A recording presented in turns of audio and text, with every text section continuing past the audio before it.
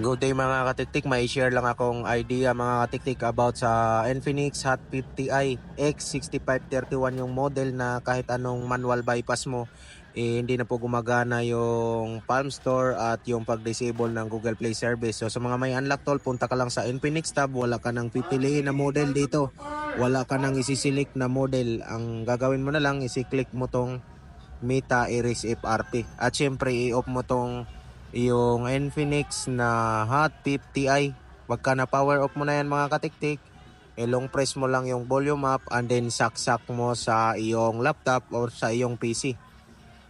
At kusang mag-open yan mga katiktik at lalabas yung USB debugging. I-allow mo lang yan mga katiktik. Ayan, ito yung lalabas sa ating unlock tool at pagtingin natin doon sa ating cellphone, mayroong magpa-pop up doon na yung pinakita ko na USB debugging. I-check mo lang yon at i-allow mo yun mga katiktik. Ito yung magpa-pop up sa iyong Infinix Hot 50i. At pag na-allow mo na yun mga katiktik, is i-wait mo na lang yung phone na mag-success mga katiktik sa pag-erase ng FRP.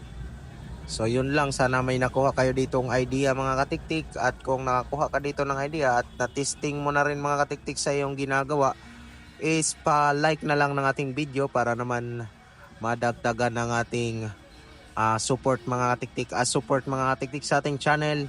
Like lang sa video sapat na, kahit di na lang mag-subscribe, okay na yung mga katiktik, like lang. Thank you.